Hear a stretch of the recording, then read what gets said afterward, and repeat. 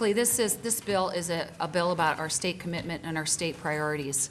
And we have supported the Guthrie, we have supported the Ordway, the Walker Art Museum. We support our 10,000 lakes going forward, whether through tax increases or bonding. We've made a significant contribution, and we value those. We should also then value a stadium that is going to be used by the public 350 days out of the year, through high school leagues, through Hmong festivals, it's used continually all the time. Let's just assume that the total state output, I think I read in the notes that it was 400 and some, $500 million. So if we put out, the state has to essentially put out $500 million in the next couple of years for something that will take that many years to pay off, for money that would be used otherwise on other things.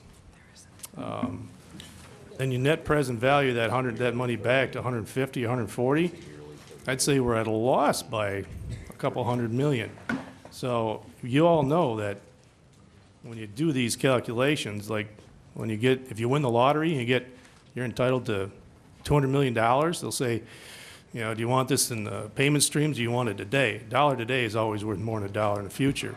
And then you say, well, if I get $100, if I get $200 million today, I'd be indifferent if I got those in payment streams of, you know, say $2 million a month for the rest of my life. Then you'd be equal. But right now, I question the calculations here, and I backed it up with studies and reports and research. So I want a stadium. I want you guys to stay here, but I think the impact and the return for the state has been proven to be zero. We believe that our numbers are extremely conservative as to the 140 million net present value profit to the state, or $450 million cumulative gross more money back than put in.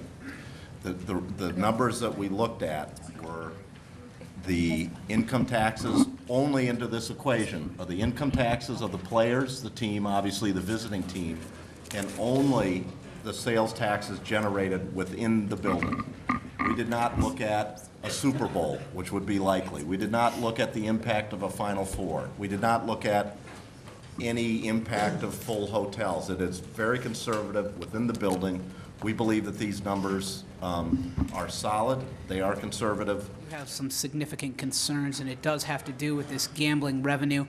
I'm not comfortable with the answers that we're getting yet. I hear a lot of potential things about what could be done, but I'd like to go back to Senator Wolf's original question. As the legislation stands right now, if there is nothing else changed and enough revenue from these gambling proceeds is not put into the general fund, we still have an obligation here. Where does the money to fulfill that obligation come from?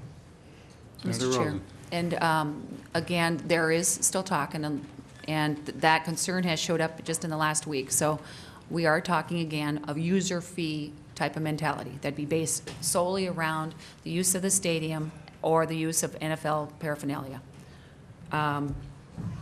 Is it a tax? No, it's a user fee.